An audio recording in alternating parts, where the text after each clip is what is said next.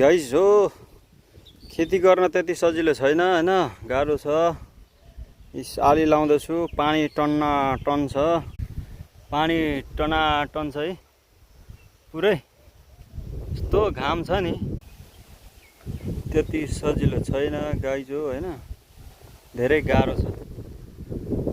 के रे बजारमा जाने मन्सुली चामल अनि जिरा मसिना, त्यसका बाजेको जिरा मसिना उत्पादन गर्नलाई कति गाह्रो छ। यस्तो घाम छ, यति धेरै घाम छ आज। अनि जिरा मसिना मन्सुली चामल, मलाई त जिरा मसिनाको चामलको भात चाहियो। अनि पुलाउ चामल तेरीमा टोक्ने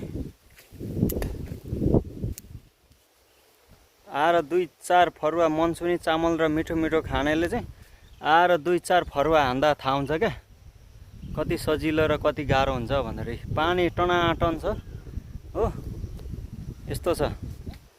असार आज 17-18 गते गइसक्यो होला। आज 17 गते हो आज भनेपछि अहिलेसम्म पानी नआएको। कहिले आउँछ त पानी? अब यता अलि झार जङ्गल छ। आज यता बाँकी छ गर्नुपर्ने तेरीमा टोक्ने।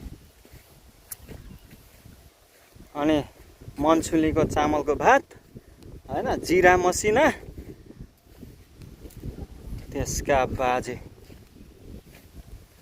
खेती किसानले खेती नगर्ने हो भने जिरा मसिना कसरी खान्छन्? हेर्नुहोस्, एउटा पानी छ यहाँ, आकाशको पानी एउटा छैन हो। झार जङ्गल छ यहाँ।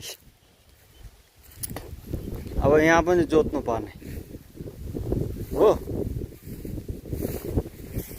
जोत्नु पर्ने छ यहाँ। बल्ल बल्ल मोटर गरै पानी लाएर भिजाएको छ यहाँनिर हो। यहाँ भिजाइयो, रोपाइ हुँदैछ, पर रोप्दैछ। अब त्यो तपाईँलाई देखाउन म सक्दिनँ, टाढो छ। घाम कतिको चर्को छ आज। एसीमा मस्त बसेपछि खेती किसानको मूल्याङ्कन कसले गर्न सक्छ? आउनु पर्यो नि त, फिल्डमा उत्रिनु पर्यो, फिल्डमा काम गर्नु पर्यो। यसरी हामी जस्तो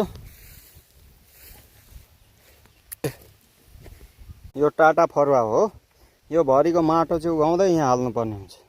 ल गाइज हो, तपाईँलाई धेरै धन्यवाद मेरो युट्युब च्यानल हेरिदिनु भएकोमा, सब्सक्राइब गरिदिनु भएकोमा। बाँकी समय फेरि पनि